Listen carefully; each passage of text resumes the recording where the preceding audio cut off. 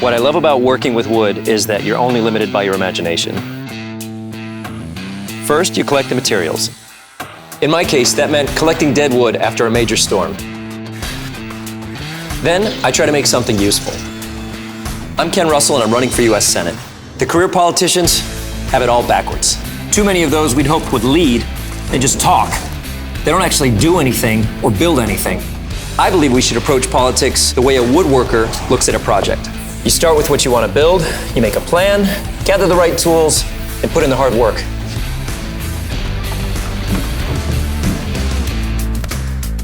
I look at the world differently in part because my personal story is different. After serving in World War II, my dad traveled the world, started his own business, and met my mom, a Japanese woman. They started a business selling yo-yos. They traveled the world teaching kids, entertaining, and learning how the world sees America. My dad was working in Cuba when Castro's regime overthrew the government. It wasn't long before the government seized all of his assets, forcing him to flee the country. My mother and father settled in Miami, where they raised my brother and me. In time, I started a successful business of my own, selling water sports equipment around the world. Florida is also where I met my wife, who's a veterinarian. We're happily raising our kids, and I was growing my business. But then, something grabbed me off the sidelines. It was a park across the street from where we lived. It was contaminated, and the city wasn't doing anything about it. I wanted to fix it, but I wasn't sure how. So I mobilized my neighbors, and we got it done. Like woodworking, it was about getting the right result, not about who got the credit. With encouragement from my neighbors, I decided to run for local office without any big money, name recognition, or insider endorsements. The pundits never thought I had a chance, but in the end, we won.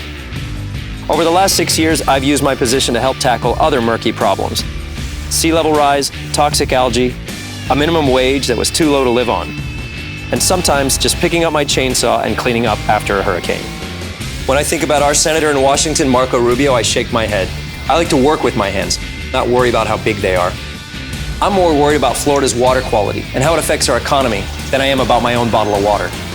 All jokes aside, Florida's facing some serious challenges, but we've got what it takes to solve those problems if we can just put the politics aside and work together for a change. We need to reform the filibuster so Marco Rubio and his boss Mitch McConnell can't block progress on the issues Floridians care about. We need to stop the senseless gun violence in our communities, pass the John Lewis Voting Rights Act to ensure every American can vote, end the corporate giveaways, and give tax relief to the middle class, healthcare, immigration reform, police reform. Just like turning dead wood into furniture or contaminated parks into playgrounds. I believe that at its best, public service is about rolling up our sleeves and solving problems together. If you'd like to clean up the Senate contaminated by self-serving politicians like Marco Rubio, please sign up and join our grassroots campaign. What do you think? It's okay.